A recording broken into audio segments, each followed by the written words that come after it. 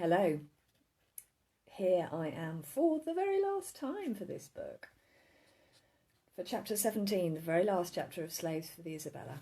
I'm presuming if you've got here, you've already seen chapter 16, and you will therefore know that I've just done chapter 16, and I'm rather croaky, so it's all coming out a bit like my voice is breaking. And it does mean that Lucy and her farmer may sound quite similar, so I'm sorry about that.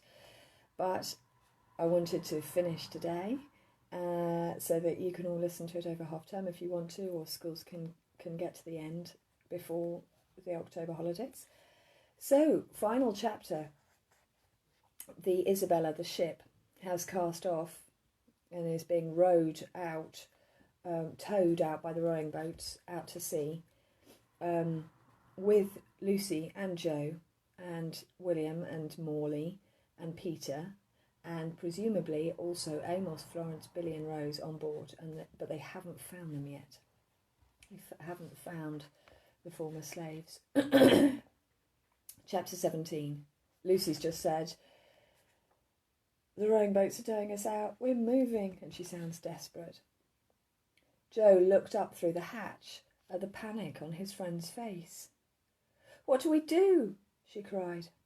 "Find Amos and the others," Joe answered. "It might be too late to get them off onto the quay, but we can always swim for it." Lucy climbed down the ladder. Her feet were shaking. "I can't swim," she whispered. Joe gulped. This hadn't occurred to him. "Don't worry," he said. "We'll think of something." They looked around. A lantern swung from the low ceiling. Shadows crowded in around the circle of light. There was no one down here as far as they could see, though Morley must be somewhere nearby. Suddenly, the hatch above them slammed shut. Joe and Lucy both jumped. The shadows jumped too as the lantern shuddered. From the upper deck they heard cursing. "I think maybe we were supposed to close the hatch," Joe said with a nervous laugh. With the hatch shut, it was dimmer than ever down here. Everything was wooden. It was like being in a log cabin, except that the sides of the ship were curved. A column as big as a tree trunk came up through the floor and went out through the ceiling. Lines of rope were taut down one side of it.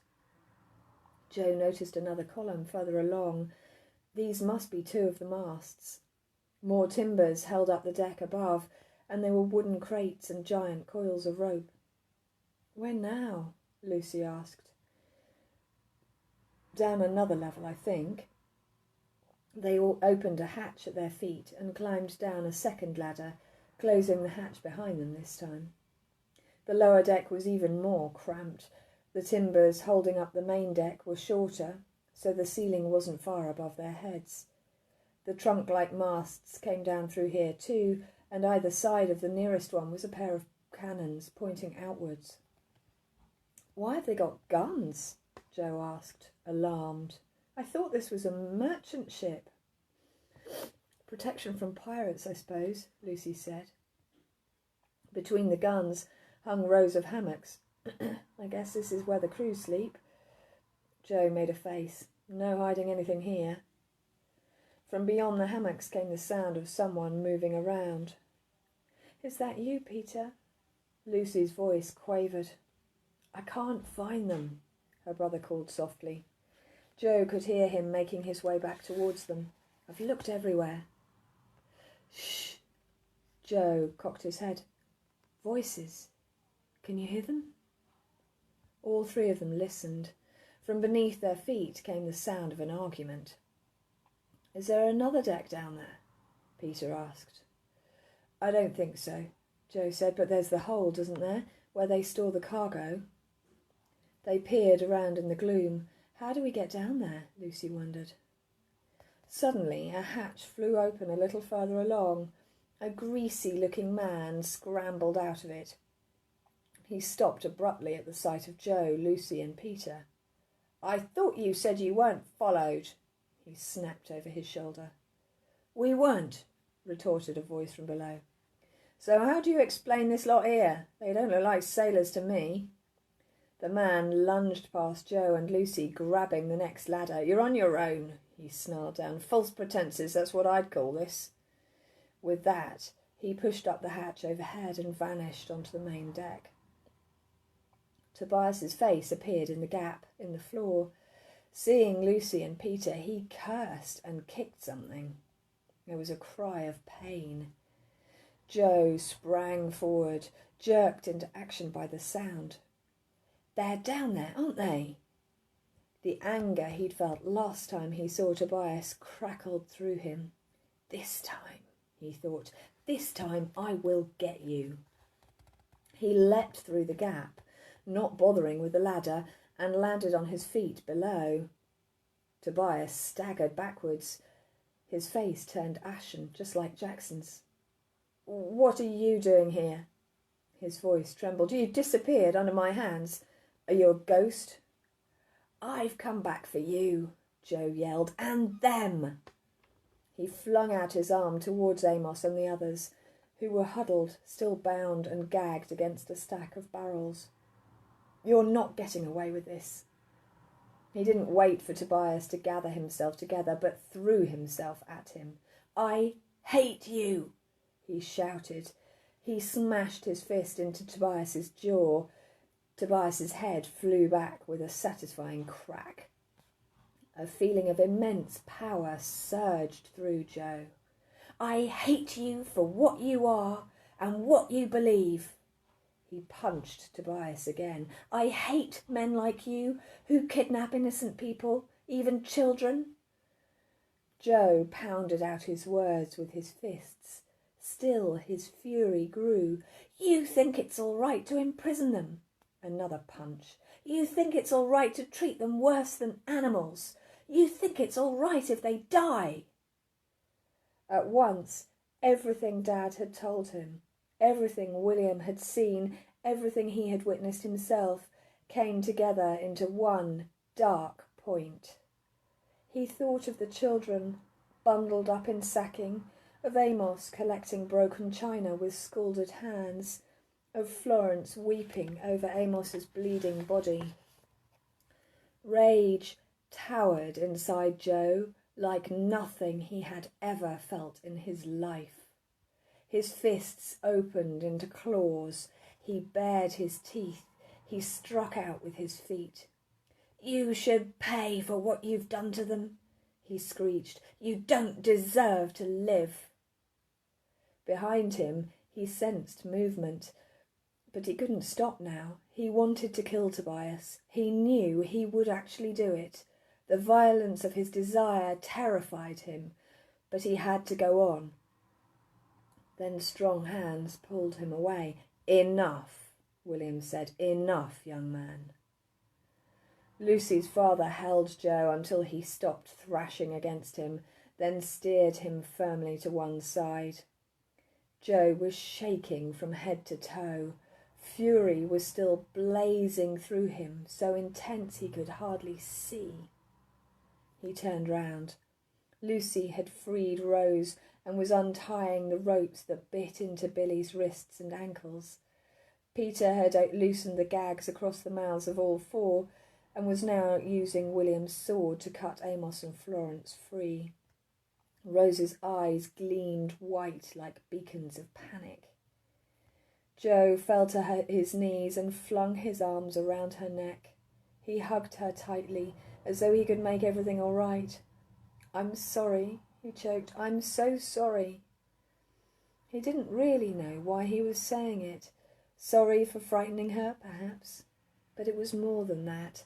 Sorry for everything else, everything that had happened to her, and all the others everywhere.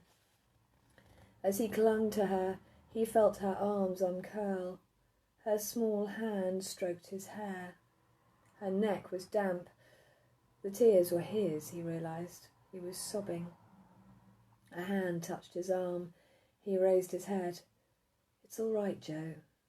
Lucy crouched beside him. "It's going to be all right." They stood up. Tobias was also on his feet now, facing William. One eye had swelled up and his top lip was thick from Joe's attack. What were you thinking, Tobias? William's voice was low and menacing. That you'd sell them? Make some money? Tobias didn't answer.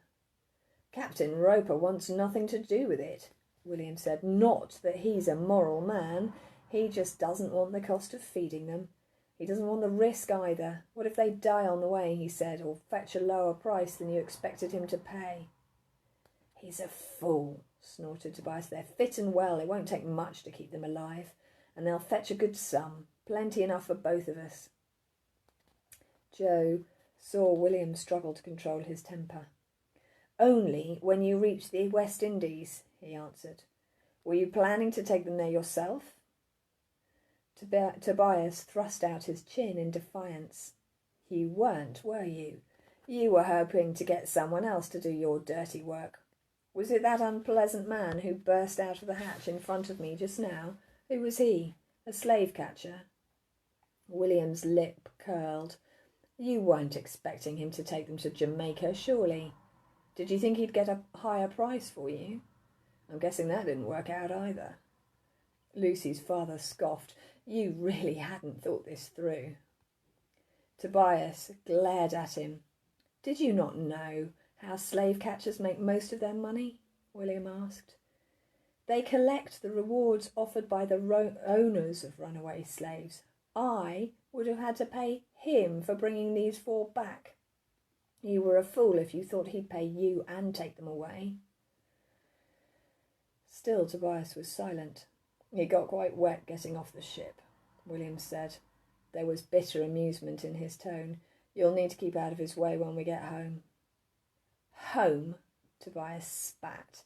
Your house isn't my home. England's not my home. Now that this ship has set sail, I'm staying on it. Really? William studied him. And how exactly are you going to pay for your passage? You can't possibly think I'll let you take Amos and the others with you to sell in the West Indies. Tobias narrowed his uncles. Sorry. I keep reading ahead. Tobias narrowed his eyes. Admit it, uncle, he said. You'd be glad to see the back of me. Why not pay Captain Roper to take me off your hands? William gave a bray of mirthless laughter. Impudent boy. You're right, I can't wait for you to be gone, but I'm not paying for the pleasure.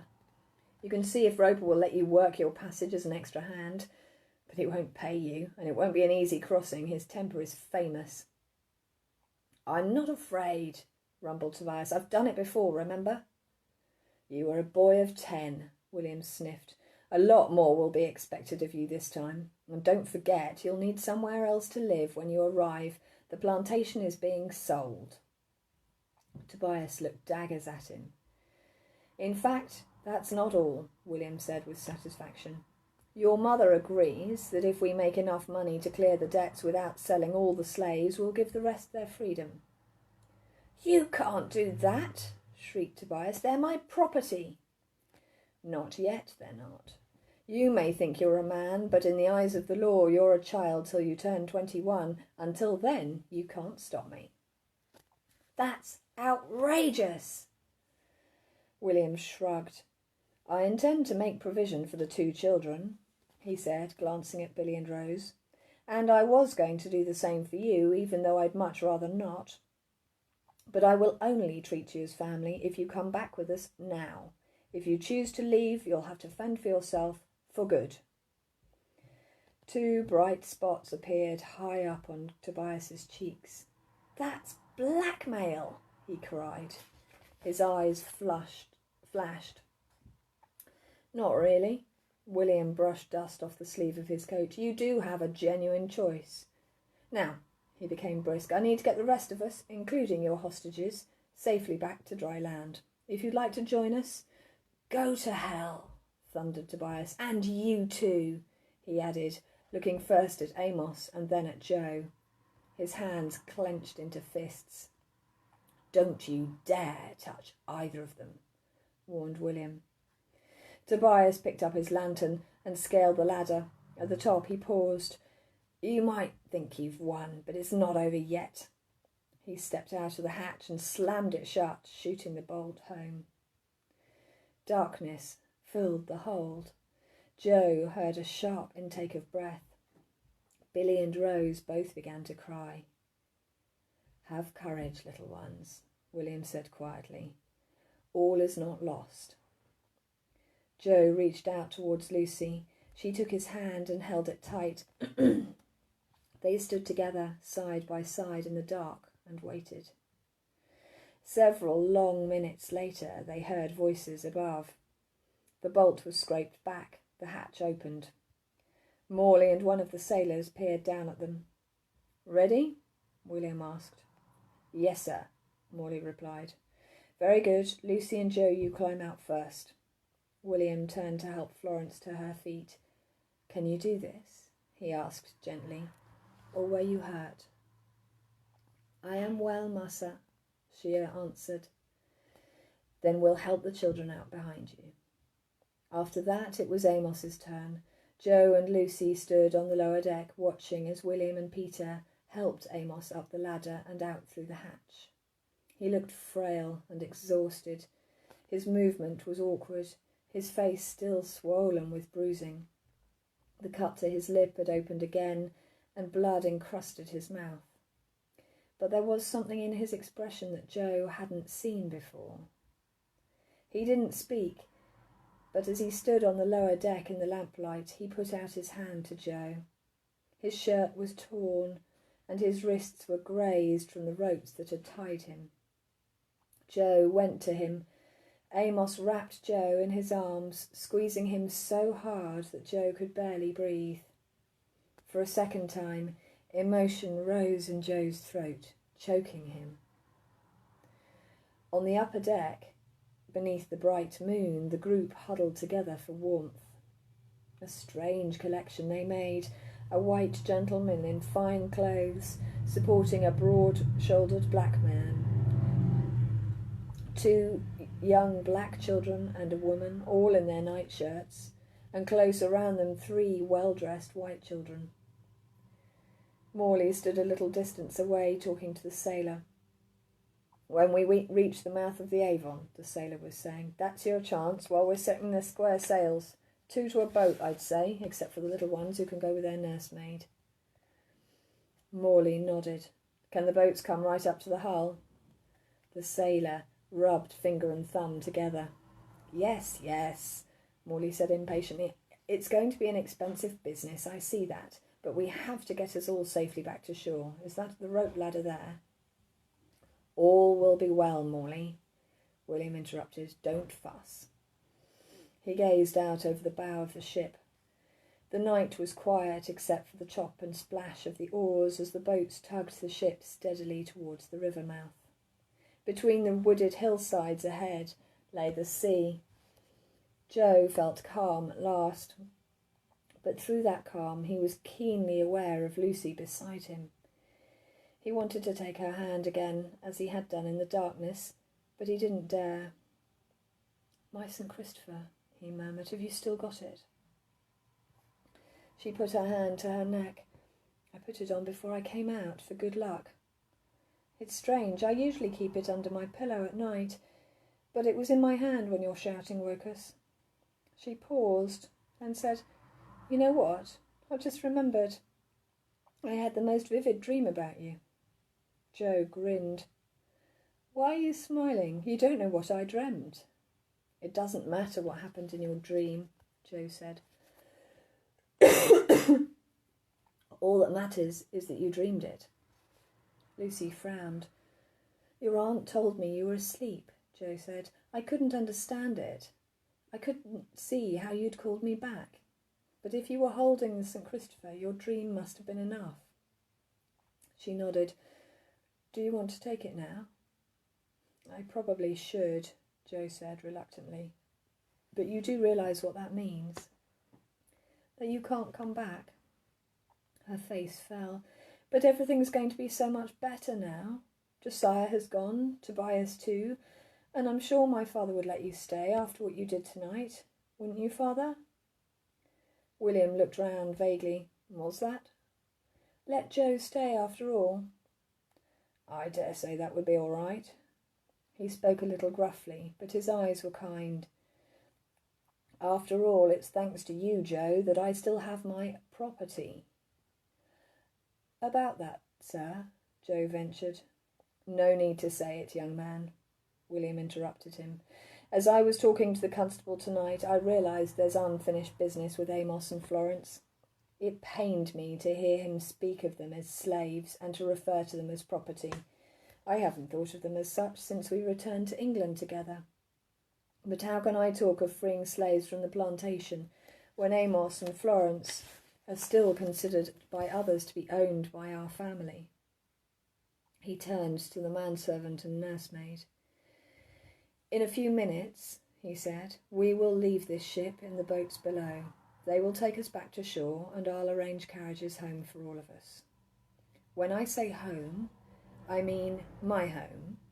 It shall also be your home if you choose. But from the moment your feet touch the shore, Amos, Florence, I wish to make it clear that you are free. Free to choose where and how you live, the work you do, and who you love, as free as the rest of us. He looked down at Billy and Rose. My sister-in-law, Catherine, intends to adopt the children. We will look after them together, as though they were our own. For their sake, as well as mine, I hope you will choose to be employed in my household, Florence, as a free woman, at least until the children are more settled. I believe Sarah is about to leave, in case that helps. As for you, Amos, although I value your loyal service to me, you are capable of much more. I'm not so selfish as to keep you from what you could become. As soon as you are well enough, we will teach you to read and write. Then we'll seek out a suitable apprenticeship together so that you can learn a trade of your own. Astonished silence greeted this announcement. Then, thank you, Master, Amos and Florence said softly together. Joe looked at Amos. He'd expected a more dramatic reaction than this, but he saw on Amos's face a kind of dazed relief. There was no doubt that he understood the meaning of William's words. The ship had now reached the mouth of the river. Before them, the moonlight fell across the sea like a silver road leading away to the horizon. It was so bright, it was as though you could hear it whispering to you, Joe thought, through the waves and the wind. He stood beside Lucy, looking out. The whispering grew. Joe's heart dropped like a stone. It wasn't the sound of the sea. On impulse, he took hold of Lucy's hand again. She looked at him in surprise, but she must have read in his eyes what was happening, because she pulled her hand away, unfastened the St. Christopher and gave it to him. Then she took his hand again. Is this it? She breathed. You've done what you had to do, and now you're going. He nodded miserably. Already the sea was disappearing into a mist that hadn't been there a few moments ago. I wish... He didn't know how to finish, didn't really know what he did wish. He didn't want more lessons with Miss Waters. He didn't want to fall into the routine of Lucy's life. He would miss his own life too much. I wish I could take you back with me, he said. She smiled sadly. I don't know how I'd manage in your time. This is where I belong. This is my world. She was fading out, growing fainter. This time it is, he replied. He clutched her hand more tightly, but he couldn't really feel it now. She was slipping away, or he was. But next time, you'll be somewhere else, as long as... But she was gone. They were all gone, Lucy, William, Amos, and the rest. The moonlight had dimmed, the ship had melted away. As long as there is a next time, Joe finished. What was that? Tom leaned over from the seat next to him. Bright colours and loud music blared out of the cinema screen. Joe closed his eyes and put his hands over his ears. It was too much. He got to his feet and stumbled out. Are you ill? Tom asked, coming out a couple of minutes later to find him sitting on the stairs. Joe shook his head. No, I feel much better, actually. I'm just not in the mood for this today. I think I'll go home. Shall I come with you? No, you go and watch the film. You may as well. I'll see you later. See you later, he thought as he walked back to his house. He wished he could have said that to Lucy. Would he see her later? There was still over 200 years of history before the present day, so there was bound to be a later, wasn't there? He didn't want to go right now. He just wanted to know that he would, sometime. He looked down at the fine white line across the palm of his hand. It was comforting somehow to have the scars as an indelible record of the time he'd spent with Lucy. But whilst they remained on the surface of his skin, Lucy herself seemed to be getting more and more deeply embedded inside him. Just thinking about her made his chest feel light. But what was the use? He kicked a stone in frustration. Even if he saw her later, in another world, then what? Another life, another few days together, another scar. It could never be enough. He sighed. For now, in any case, there was nothing to be done. His St. Christopher was back in his pocket. All he could do was wait. Wait and see if there was a later, and when that might turn out to be. Wait and see what his friend might mean to him when he got there. Wait and see and hope that maybe, just maybe, there might, one day, be some way of holding on.